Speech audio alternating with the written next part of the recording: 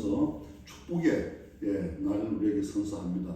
왜냐하면 하나님께서는 신실하시기 때문에 우리가 그 신실한 하나님을 늘 신뢰하면서 살아가는 복된 우리 성도님 되시길 축원합니다.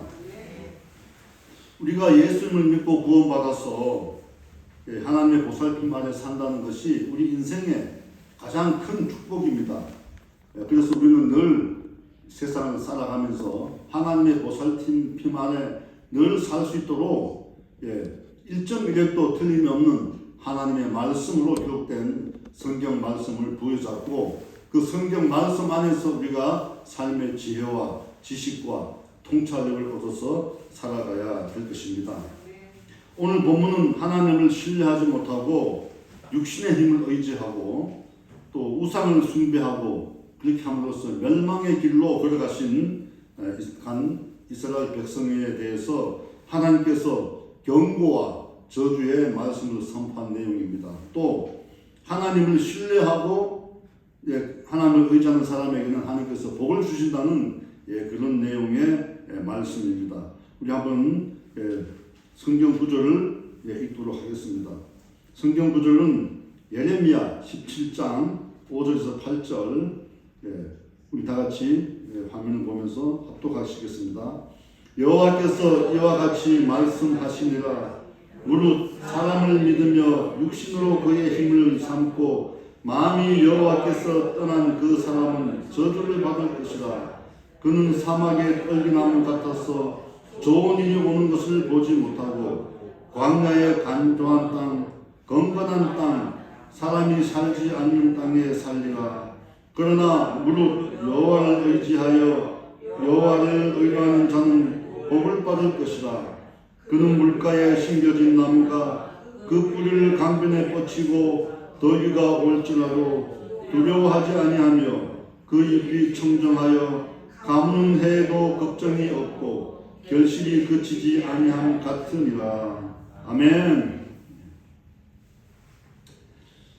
저는 사순절 지난 올해 들어와서 우리 순봉구례 교회에 하나님께서 비전을 주시고 말씀하셨는데 새 일 행하리라. 내가 새 일 행하겠다 이렇게 말씀하셨고 그 말씀 따라서 5가지의 목표를 세우고 제가 그 목표에 따라서 설교를 했습니다. 그리고 사순절이 시작되면서 사순절과 관련된 내용을 나름대로 우리가 다시 한번 살아야 되겠다 하는 마음을 갖고 지금 그 말씀을 중심으로 이제 하고 있습니다. 설교하는데 첫 번째 주일날은 사순절 맞는 첫 번째 주일날은 죽음의 축제, 생명의 축제라는 제목으로 설교를 했고 지난 주에는 제가 우리의 정체성을 확고히 하자, 확립하자 이런 주제로 제가 제목으로 설교를 했습니다. 오늘은 이 말씀을 가지고 전적으로 하나님을 신뢰하라 이런 제목으로 오늘 말씀을 은혜를 나누고자 합니다. 첫째, 멸망으로 가는 이스라엘 백성에 대해서 알아보겠습니다. 북이스라엘이 기원전 720년에 아시리아로부터 침략을 받아서 완전히 멸망했습니다. 그리고 북이스라엘의 주민들은 다 전 세계로 흩어졌고 아시리아가 그곳에다가 다른 이방인을 심어가지고 사마리아에다 심어서 나중에 예수님께서 또 유대 백성들이 사마리아는 가지 않는 이방 땅이라고 할 정도로 타락한 또 이단이 우상 숭배가 순했던 그런 곳이었습니다. 그런데 북이스라엘이 망한 다음에 남유다는 정말 안 되겠다. 우리가 정말 하나님만 붙잡고 살아야 되겠다. 그래서 하나님을 중심으로 하나님만 붙잡고 의지하면서 살아가고 있었습니다. 그런데 므낫세 아몬 왕 때 와서 아주 심각하게 우상 숭배가 극에 달했습니다. 그래서 국가가 영적으로 굉장히 위기 상황으로 치닫게 됐습니다. 다행히 요시야 왕이 등장하여서 그들이 세운 우상을 철폐하고 종교 개혁을 단행함으로써 이스라엘 민족은 영적으로 다시 안정을 취하고 회복해가는 그런 상황에 있었습니다. 그런데 또 하나님께서 이스라엘 백성을 다루시는 것인지 요시야 왕이 애굽 왕 느고 느고가 침략했는데 애굽 왕 느고와 무깃도에서 전투를 벌이다가 전사를 했습니다. 전사하면서 종교개혁도 멈추게 된 것이죠. 그리고 그 요시아 왕을 뒤이어서 오른 요아스, 그 다음에 요아긴, 시드기야, 이런 왕들이 므낫세의 우상을 다시 가져와 가지고 하나님의 진노를 자초를 하게 됩니다. 이들이 얼마나 심각하게 하나님을 우상을 숭배했는지 하나님께서 선지자로 부른 예레미야를 통해서 유다 백성에게 경고를 합니다. 유다 백성에게 예레미야가 돌아오라, 하나님께로 돌아와야 된다, 그렇게 경고를 하고 했지만은 유다 백성은 돌이키지 않았습니다. 그러다가 저주를 받아서 완전히 멸망을 하게 되는 거죠. 오늘 본문에서 보듯이 예레미야는 무슨 말을 합니까? 사람을 믿으며 육신으로 그의 힘을 삼고 마음이 여호와께 떠난 그 사람은 저주를 받을 것이라고 경고를 하고 강하게 외쳤습니다.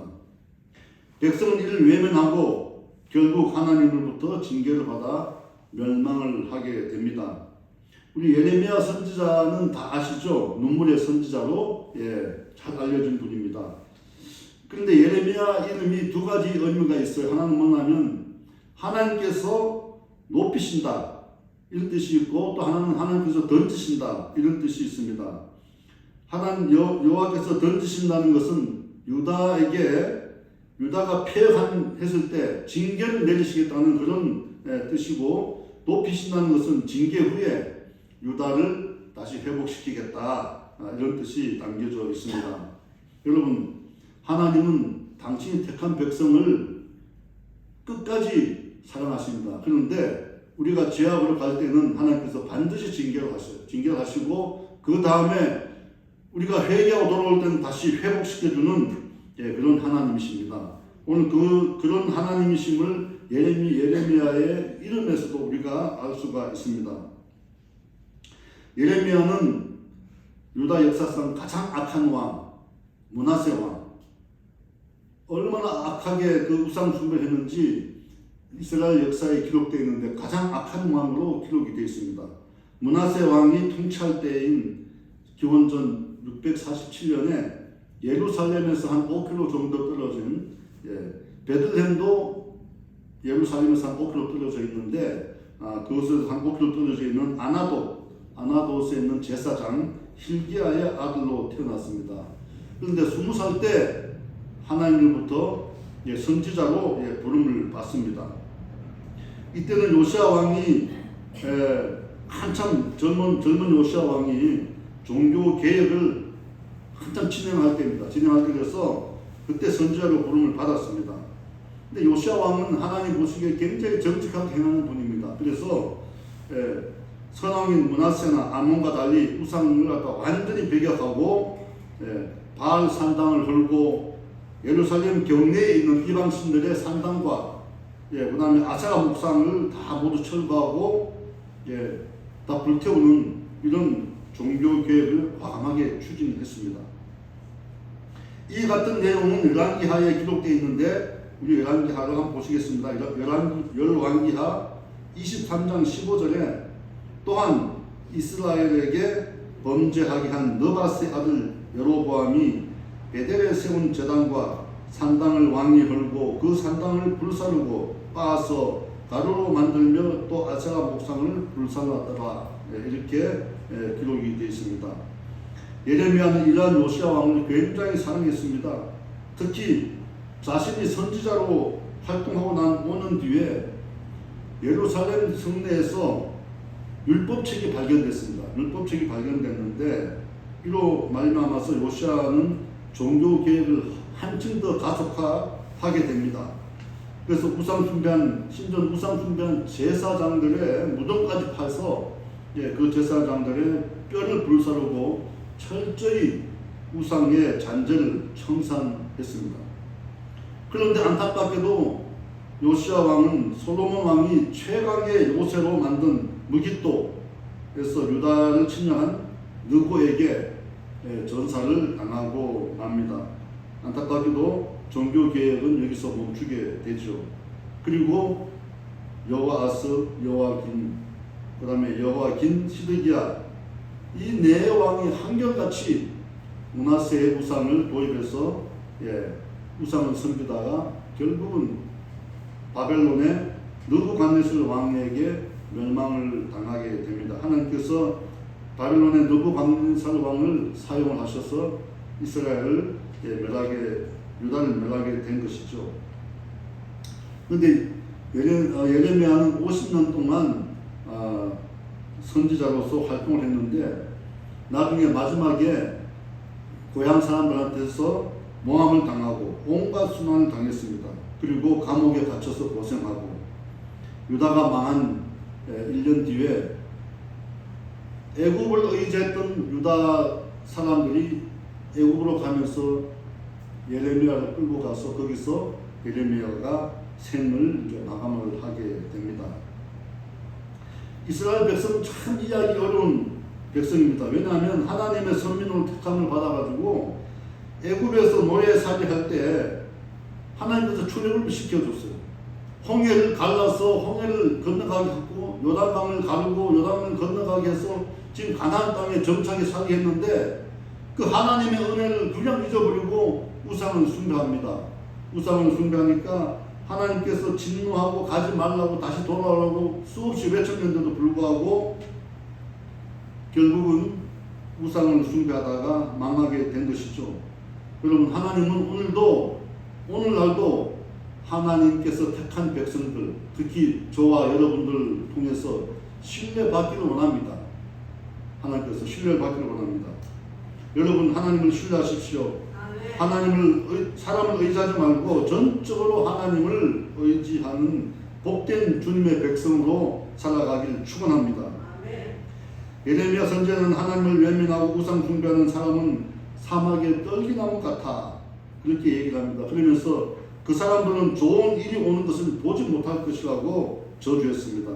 또 광야의 건조한 땅은 아시죠? 마르고 메마른 땅입니다. 사람이 살 수 없습니다. 건건한 땅은 염분이 많이 있어서 농사를 지어도 농사가 안 되고 사람이 살 수 없는 그런 땅입니다. 그래서 결국은 사람이 살지 않는 땅에 살게 될 것이라고 경고를 합니다. 하나님은 예레미야 21장 12절에서 내 분노가 불같이 일어나 사르리니 능히 끌 자가 없다, 이렇게 말씀합니다. 왜냐하면 유다 백성들이 경고를 몇 번 했는데도 말이 안 들리니까 내 분노가 불같이 일어난다, 이렇게 얘기를 하고 있습니다. 또 13절에서는 하나님이 백성의 대적이 되겠다, 내가 너희의 백성이 대적이 되겠다고 직접 얘기를 하고 있습니다. 또 하나님은 예레미야 24장 8절에서 9절에 이렇게 말씀하고 있습니다. 여호와께서 이와 같이 말씀하시니라. 내가 유다 왕 시드기야와 그 고관과 예루살렘에 남은 자로서 이 땅에 남아있는 자와 애굽 땅에 사는 자들을 나빠서 먹을 수 없는 이 나쁜 무화과 나무같이 버리되 세상 모든 나라 가운데 흩어서 그들에게 환난을 당하게 할 것이며 또 그들에게 내가 쫓아낼 모든 곳에서 부끄러움을 당하게 하며 말거리가 되게 하며 조롱과 저주를 받게 할 것이다, 이렇게 말씀하고 있습니다. 굉장히 무서운 저주입니다. 이런 저주를 받았으면서도 돌이키지 않는 이스라엘 유다 백성들의 그 악한 행위들, 우리가 이해하기 어려운 백성들입니다. 그럼에도 불구하고 하나님께서는 이스라엘 백성들을 사랑하셔서 1900년 동안 전 세계에 흩어져서 살던 이스라엘 백성들을 1948년도에 다 모아서 나라를 건국하게 하시고 오늘까지 잘 살게 하고 있습니다. 그리고 유대 백성들에게 얼마나 많은 지혜와 명철이 줬는지 그분들이 전 세계를 다 그게 경제와 과학 또 문화 예술 이런 걸 다 전부 다 갖고 있지 않습니까? 장악하고 그들이 관리하고 있는 것을 보게 됩니다. 둘째, 하나님은 예레미야를 통해서 4가지로 백성을 심판하시겠다고 경고하시고 있습니다. 예레미야 15장 2절에 그들이 만일 내게 말하기를 우리가 어디로 나가리오 하거든 너는 그들에게 이르기를 여호와께서 이같이 말씀하시니라. 죽을 자는 죽음으로 나가고 칼을 받을 자는 칼로 나아가고 기근을 당할 자는 기근으로 나아가고 포로 될 자는 포로로 나아갈지니라. 이렇게 얘기를 하고 계십니다. 3절 4절에는 여호와의 말씀이라 내가 그들을 네 가지로 벌하겠다고 직접 말씀하십니다. 앞에도 물론 네 가지로 말씀하셨지만 네 가지로 벌하겠다고 말씀하셨습니다. 곧 죽이는 칼과 찢는 개와 삼켜 멸하는 공중의 새와 땅의 짐승으로 할 것이며 유다 왕 히스기야의 아들 므낫세가 예루살렘에서 행한 것으로 말미암아 내가 그들을 세계 여러 민족 가운데 흩으리라. 이렇게 말씀하고 계십니다. 바벨론 침공을 받은 유다는 결국 멸망하고 말았습니다. 사람들은 세 차례에 걸쳐서 바벨론으로 끌려갔습니다. 일부는 애굽으로 내려갔습니다. 얼마나 처참하게 예루살렘이 무너졌는지 성경은 기록하고 있습니다. 바벨론 느부갓네살 왕은 BC 기원전이죠. 605년에 갈드미스 전투에서 요시야를 죽인 애굽의 느고 왕하고 싸웁니다. 싸우는데 거기서 느고가 죽죠. 죽게 되고 느부갓네살이 대승을 하게 됩니다. 대승을 하게 돼서 그 지역에 팔레스타인 지역 이쪽을 다 장악하고 그를 관리하게 패권자가 되는 거죠. 그래서 그 이듬해 다시 유다를 침공해서 다니엘을 비롯해서 많은 백성들, 고관들을 끌고 바벨론으로 갑니다. 이후에 여호야김이 바벨론의 유다 왕으로 등극했는데 배신을 해서 2차 침공을 하게 됩니다. 2차 침공을 해서 다시 여호야김을 죽이고 그의 아들 여호야긴을 왕으로 이제 세웠는데 3개월 만에 느부갓네살에게 사로잡혀서 에스겔 그 당시에 또 이제 2차로는 에스겔 등 한 10,000명 정도의 백성과 함께 이제 바벨론으로 끌려가게 됩니다. 느부갓네살은 그를 대신해서 그의 삼촌 시드기야를 유다 왕으로 세웠는데 얼마 못 가서 시드기야가 반 바벨론 동맹을 결성합니다. 옆에 있는 아람 왕하고 모압 이런 사람들 다 유합해서 반 바벨론 동맹을 결성합니다. 이 얘기를 듣고 다시 느부갓네살이 침공해서 3차 침공 3년 만에 완전히 예루살렘 성을 다 파괴하고 586년에 예루살렘은 완전히 무너지고 모든 민족이 다 바벨론으로 끌려가서 전 세계로 흩어지는 그런 비극을 당하게 됩니다. 여러분 요즘 우리가 사는 세상 어떻습니까? 우리가 기대고 살고 있는 세상은 견고하고 안전합니까? 우리가 정말 하나님을 신뢰하고 살고 있는지 우리가 다시 돌아봐야 됩니다. 권력과 돈을 갖고 있는 사람을 더 신뢰하고 하나님을 멀리하고 있지 않은지는 우리가 다시 한번 자신을 돌아보면서 그런 일이 있다면 다시 돌이키고 하나님만 전적으로 신뢰하는 여러분이 되시기를 바랍니다. 네. 여러분과 저는 모두 세상의 그 어떤 것보다도 하나님을 신뢰하고 사랑해야 됩니다. 네. 하나님만이 변함없이 우리를 사랑하며 우리를 돌봐주시는 분이시기 때문입니다. 네. 다윗은 수많은 고난과 역경 속에서도 오직 하나님만 신뢰하고 그를 의지함으로써 위대한 왕으로 역사에 남게 됩니다. 하나님을 신뢰하고 그를 사랑하고 경외하는 것이 우리의 삶을 풍요롭게 하고 안전하게 하고 평안하게 합니다. 예레미야 선지자는 회개를 거부하는 지도자들과 백성들의 거짓 평안을 비판했습니다. 또 백성들을 위험한 자기 만족에 빠뜨리는 거짓 선지자들 비판했고 우상 숭배 거짓 제사를 비판했습니다.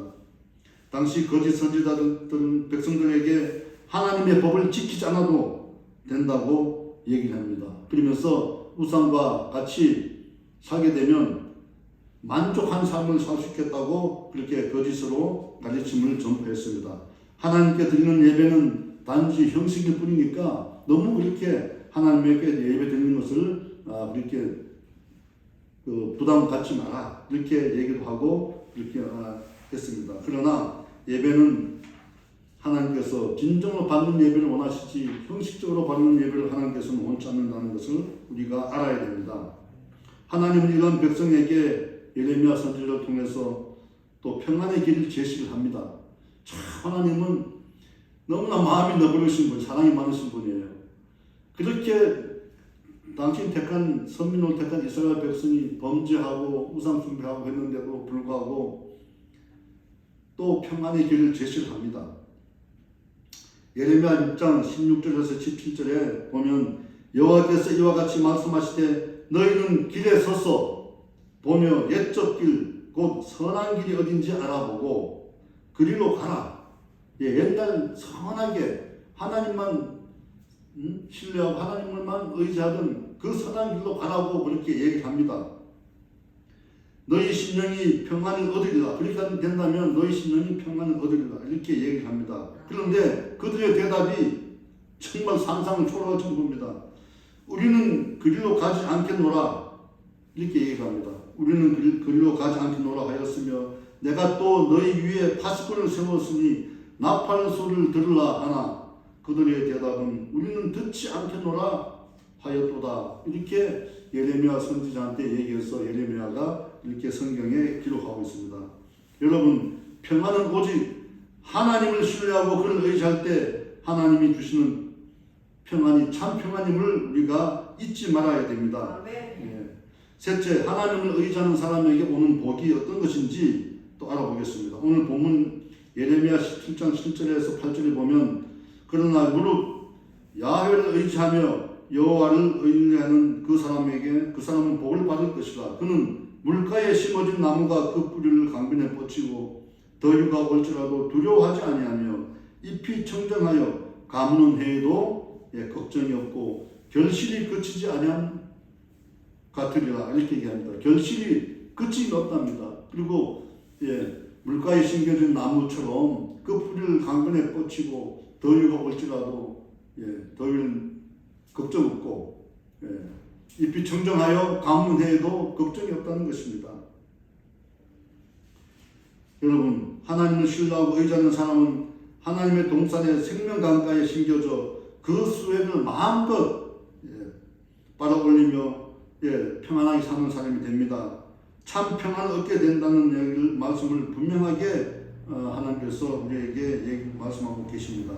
더위가 올지라도 두려움이 없고 잎이 청정하여 가물어도 걱정이 없고 결실이 건치지 않는다는 것입니다. 하나님은 당신을 신뢰하고 의지하는 백성에게 영혼이 잘된 같이 범사에 잘되고 강건하게 복을 주시겠다고 하시는 것입니다. 여러분, 저와 여러분은 오늘 이 시간에 우리가 심겨진 토양이 어디 있는지, 우리가 지금 서 있는 땅이 어떤 땅인지, 우리의 믿음의 자세가 어떤 상황인지, 우리의 심령이 어떤 상황 속에 있는지를 다시 한번 살펴보시기 바랍니다. 우리가 심겨진 토양이 하나님의 나라에 있는지 세속의 토양이 있는지 살펴보고 하나님의 나라에 있지 않다고 생각되면 다시 우리가 회개하고 속히 옮겨 우리의 마음을 옥토로 옮겨 심어야 할 것입니다. 하나님의 땅에 심어야 할 것입니다. 예레미야 선지자는 또 메시아 예수가 님이 오실 것을 영원한 희망의 메시지를 또 선포합니다. 도저히 구원받을 수 없는 민족이지만은 하나님께서 메시아가 올 것이다. 그때는 모든 민족, 선민이 아니라 모든 민족들이 나를 믿으면 구원을 받는다는 그런 강하고 희망적인 메시지를 예레미야 선지자를 통해서 선포를 합니다. 예레미야 23장 5절에 여호와의 말씀이니라. 보라, 때가 이르리니 내가 다윗에게 한 의로운 가지를 일으킬 것이라. 그가 왕이 되어 지혜롭게 다스리며 세상에서 정의와 공의를 행할 것이며 그날에 유다는 구원을 받겠고 이스라엘은 평안을 살 것이며 그 이름은 여호와 우리의 공의라 일컬음을 받으리라 하셨다. 이렇게 말씀합니다. 오늘도 우리 예수님은 성령님을 통해서 우리 곁에 와 계십니다. 공의와 정의로 다스리고 계십니다. 우리의 선한 목자가 되셔서 우리를 죄악 가운데서 건지시고 죄악된 길로 가지 않도록 하십니다. 생수의 강이요 또 영원한 생명의 양식이 되시는 예수님께서 누구든지 예수님께 나오면 죄사함을 은혜를 내리시고 또 구원의 백성으로 거룩한 백성으로 거듭나게 하신다는 약속의 말씀입니다. 예수님은 이사야와 예레미야 선지자의 예언대로 다윗의 가문에서 태어나 이 땅에 오셔서 우리의 모든 죄와 허물을 또 저주와 죽음의 권세에서 우리를 건지셨습니다.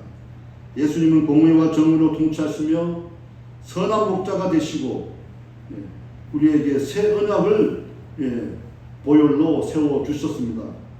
오늘 우리가 이제 성찬을 하게 됐는데 하나님 예수님께서 십자가에서 흘리신 피와 지켜진 살을 먹고 마시는 새 언약을 예수님께서 보혈로 세워 주셨습니다. 누가복음 20장 20절에 저녁을 먹은 후에 잔도 그와 같이 하여 이르시되 이 잔은 내 피로 세우는 새 언약이니 곧 너희를 위하여 붓는 것이다 고 말씀하셨습니다. 마지막 만찬에서 예수님께서는 제자들에게 포도주를 따라주며 새 언약을 주셨는데 오늘 우리가 행하는 이 성찬 예배가 그 언약을 받아 우리가 실천하는 것입니다.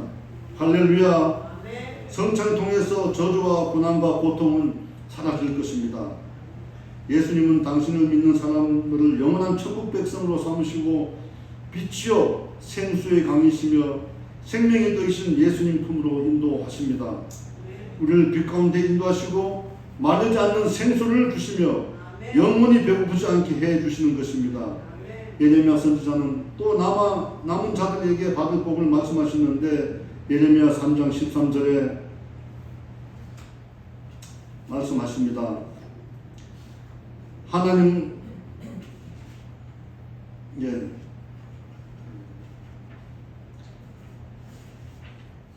예레미야 3장 13절에서 17절에 죄를 자복하고 배역에서 돌아오라고 하셨습니다. 또 하나님의 말씀에 합한 목자들 보내어 지식과 명철로 우리를 양육하리라고 말씀하셨습니다. 3장 17절에 그때에 예루살렘이 그들에게 여호와의 보좌라 일컬음이 되며 모든 백성이 그리로 모이리니 곧 여호와의 이름으로 말미암아 예루살렘에 모이고 다시는 그들의 악한 마음이 완악한 대로 그들이 행하지 않을 것이며 이렇게 축복의 말씀을 우리에게 주셨습니다. 여러분 유다 백성이 걸어간 그 길을 우리는 따라가면 안 됩니다. 사람을 의지하고 육신을 의지하고 생수의 근원인 예수님을 떠나서는 인생은 실패의 길로 가게 됩니다. 생수의 강은 오직 예수님임을 우리가 잊지 말아야 합니다. 예수님은 요한복음 4장 14절에서 내가 주는 물을 먹고 먹는 자는 영원히 목마르지 아니하리니 나의 주는 물은 그 속에 영생토록 솟아나는 샘물이 되리라 이렇게 말씀하셨습니다. 할렐루야. 요한복음 7장 38절에서는 나를 믿는 자는 성경의 이름과 같이 그 배에서 생수의 강이 흘러내리라. 아멘. 예수를 믿는 사람들은 그 배에서 생수의 강이 흘러 넘친다고 말씀하십니다. 여러분 사람을 의지하지 말고 하나님을 전적으로 신뢰하시기 바랍니다. 우리 주 하나님은 인간이나 기타 피조물에 희망을 거는 것을 헛된 일이라고 말씀하고 있습니다. 물론 사람을 믿으며 육신으로 그의 힘을 삼고 마음으로 여호와를 떠난 그 사람은 저주를 받을 것이라. 우리는 이 말씀을 꼭 기억하시고 하나님을 신뢰하고 하나님만 의지하시기 바랍니다. 예수님을 우리가 섬기다 보게 되면 뜻하지 않게 우리한테 고난이 옵니다. 예수님을 사랑하는 까닭에 다른 사람들을 섬겨야 하는 이런 일이 생길 수가 있어요. 왜냐하면 너는 예수님을 믿는 신실한 예수쟁인데 유혹합니다. 우리에게 사랑을 베풀어 봐, 우리를 섬겨봐 이렇게 얘기하는 사람들도 있습니다. 우리는 그 말을 기쁘게 받아들이고 섬겨야 합니다. 세상의 시각에서 보게 되면 예수 믿는 사람들이 세상 사람보다 부유하지 못하고 가난한 것 같아요. 그렇게 또 보일지라도 우리가 거기서에 대해서 부끄러워하지 말아야 합니다. 우리는 자신의 능력을 믿지 말고 하나님을 신뢰할 수 있는 것들을 실천해야 합니다. 사랑을 실천하고 믿지 않는 사람들 하나님께로 인도하는 전도에 힘써야 합니다. 세속에 빠지지 않기 위해서 늘 근신하고 깨어서 우리가 기도를 해야 됩니다.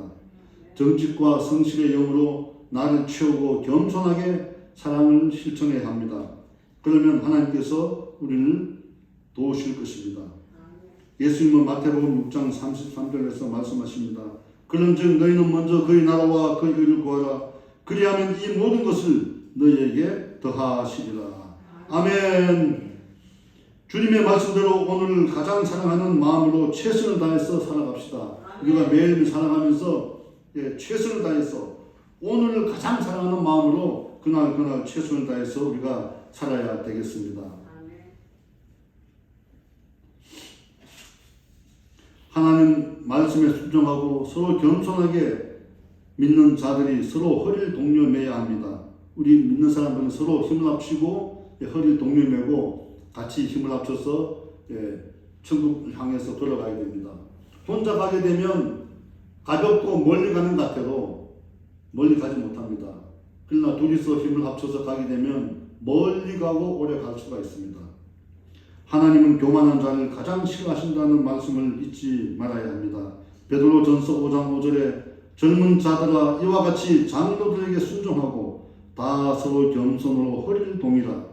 하나님은 교만한 자를 대적하시되 겸손한 자들에게는 은혜를 베푸십니다. 아멘. 우리가 기독교 역사에서 굉장히 영성이 깊은 영성가로 알려진 토마스 아킨피스, 그는 이렇게 얘기를 합니다. 재물이 조금 있다고 할지라도 돈이나 영향력 있는 친구를 자랑하지 말고 모든 것을 주시며 또 무엇보다 자신을 아낌없이 내어주는 예수님을 자랑합시다. 육체를 자랑하지 말아야 합니다. 보잘것없는 질병에도 쉽게 흉해지거나 소멸되기 때문입니다. 남들보다 위트가 있고 재능이 있다고 우쭐대지 말아야 합니다. 타고난 모든 선한 것을 주신 하나님께서 불편해 하십니다. 다른 사람보다 낫다는 오만한 생각을 버려야 합니다. 우리의 선한 행동에 관한 교만도 부질없는 것입니다. 하나님은 선한 행동에 대한 나름대로의 생각을 지니고 계십니다. 그 기준은 언제나 우리와 다르다는 것을 알아야 합니다. 자신에게 좋은 점이 있다면 다른 사람에게는 더 좋은 점이 있다는 것을 생각하십시오. 겸손은 평안을 주지만 교만은 언제나 시기와 분투를 부릅니다. 신실하신 하나님을 신뢰하시기를 우리는